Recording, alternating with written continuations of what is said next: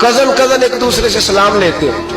بچیاں آیا کرتی تھی تو میری کبھی کبھی مجھے بتایا جاتا تھا، میں نے ایک پابندی لگا دی، بچیاں جب مدرسے میں آتی تھی کہ جو دور سے بچی آئے اس کو جس آدمی کا نام لکھا ہو بتایا جائے وہی لینے آئے.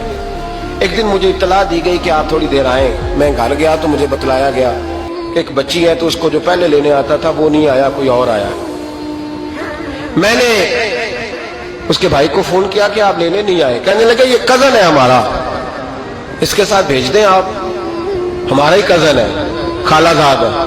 میں نے کہا یار آپ کہاں ہو؟ کہنے لگے مجھے 20-25 منٹ لگ جائیں گے. تو میں نے کہا ابھی کلاسیں بھی جاری ہیں تو آپ ہی آ جانا خود ہی. میں نے کہا سب آپ بھیج دیں، مجھے اعتبار ہے اس پہ. میں نے اس کو ایک بات کہی جو آپ کو بھی کہتا ہوں. میں نے کہا یار تمہیں اعتبار ہے تو اللہ رسول کو اعتبار کیوں نہیں؟ انہوں نے کیوں غیر محرم بنایا؟ عجیب تماشا ہے. مجھے پھپھی ذات پہ، خالہ ذات پہ، ماموں ذات پر اعتبار ہے، نبی پاک کو کیوں نہیں؟ آپ کو زیادہ پیار ہے لوگوں سے یا نبی پاک کو امت سے زیادہ پیار ہے؟ کیا مطلب تماشا ہے؟ کیا مزاج بنا لیا میں نے اور آپ؟ نبی پاک نے ایک شخص پر اعتبار نہیں کیا، فرمایا اس سے پردہ کرو. آپ نے اور میں نے کیسے کر لیا؟ نبی پاک نے خالہ ذات، پھپھی ذات، دیور پر، جیٹ پر، سالے پر، بہنوئی پر اعتبار نہیں کیا، پابندی لگا دی. تو نے کیسے کیا؟ تجھے تیرے دل میں زیادہ درد ہے، تو زیادہ دین کو سمجھنے لگا ہے، انسانیت زیادہ اچھل آئی ہے تیرے اندر. اعتبار کیا ہوتا؟ یاد رکھنا دنیا میں جتنے گھر تباہ ہوئے ان لوگوں کی وجہ سے نہیں ہوئے جن پر اعتبار نہیں تھا، ان کی وجہ سے ہوئے جن پر اعتبار تھا. گھر کا بیٹی لنکا ڈھائے، باہر والے آ کے کبھی بھی گھر میں کوئی نقب زنی نہیں کرتے، جب بھی کرتے اعتبار والے کرتے. میرے رسول پاک علیہ الصلوۃ والسلام کی وہ ازواج جن پر اللہ کو اتنا اعتبار ہے کہ رب کہتا ہے میرے محبوب کی بیویوں تمہاری جیسی دنیا میں دوسری ہے ہی کوئی نہیں. اللہ کو اتنا اعتبار ہے. لیکن ایک نابینا صحابی آئے تو حضور کی 2 ازواج بیٹھی تھی تو نبی پاک نے فرمایا پردہ کرو. یا رسول اللہ وہ تو نابینا ہے. فرمایا تمہیں تو نظر آ رہا ہے نا، تمہاری آنکھیں تو کھلی ہوئی ہیں. حضور کو اعتبار نہیں تھا. بس کر دے.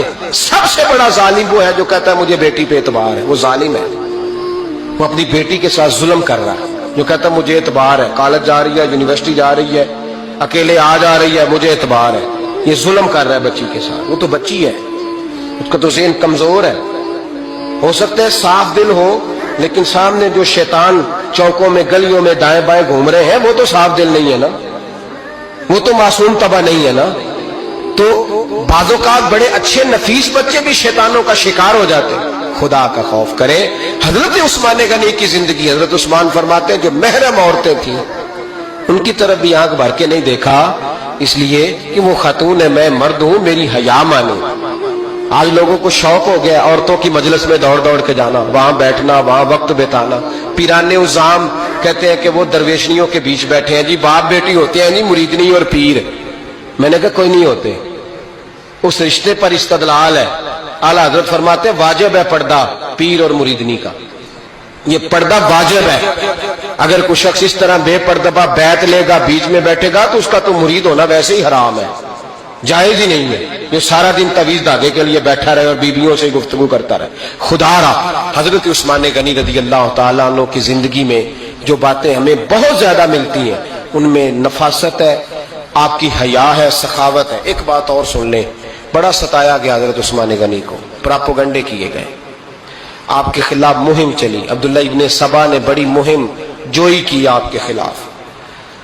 یہودیوں نے مسلمانوں کا روپ دھار کر بڑا آپ کو ستایا، تکلیفیں دی. جی آپ اپنے رشتہ داروں کو بڑا دیتے ہیں، فرمایا کرتے تھے جیب سے دیتا ہوں، مال خزانہ سے نہیں دیتا.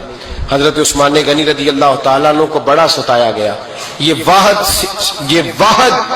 خلفائے راشدین میں خلیفہ ہے جن کا 40 دن پانی بند کیا گیا، کھانا نہیں آنے دیا گیا. لیکن کمال ہستی حضرت عثمان غنی کی. مولا علی جیسے شیروں نے جا کے کہا آپ اشارہ کریں، یہ جو آپ کے خلاف نکلے ہوئے ہیں تو ایک تلوار سے مار دیے جائیں گے. تو حضرت سیدنا عثمان غنی فرمانے لگے میں وہ والا مینڈا نہیں بننا چاہتا جس کی وجہ سے مدینے کی گلیاں رنگین ہو جائیں. امن کا کہا خلافت چھوڑ دیں. فرمایا حضور نے کہا تھا اللہ تمہیں ایک قمیض پہنائے گا، لوگ اتارنا چاہیں گے، تم نے اتارنی نہیں. صبر سے، حوصلے سے، اطمینان سے. یہ وہ واحد ہستی ہے حضرت عثمان غنی. انہوں نے شہادت قبول کر لی لیکن تلوار نہیں چلنے دی، لوگوں کو ایک دوسرے کے گلے نہیں کاٹنے دی. وہ شخصیت ہے حضرت عثمان غنی کی، لیکن بڑا ستایا گیا، بڑا پراپیگنڈا. مجھے بتائیے اس کے بارے میں اللہ قرآن کی آیتیں نازل کر دے اور جس کے بارے میں مصطفیٰ کریم ایک بار نہیں تین بار جنت کی بشارت عطا کر دے. کوئی بندہ ہمیں تاریخ بتائے، حوالے دے، کہانیاں سنائے تو ہم اس کی کہانیاں دیکھیں گے یا نبی پاک کا فرمان دیکھیں گے؟ بولیں، جا کے بولیں، جا کے. کسی کہانی پر کبھی بھی کان. بس ایک حدیث میں نے بڑی دفعہ سنائی ہے، پھر سناتا ہوں، ترمذی میں ہے. نبی پاک جنازگاہ تک گئے جنازہ پڑھنے. یا رسول اللہ فلاں آدمی انتقال کر گیا. جنازگاہ تک تشریف لے گئے جنازہ پڑھانے، لیکن جنازگاہ تک پہنچ کر محبوب نے فرمایا اس کا جنازہ نہیں پڑھانا.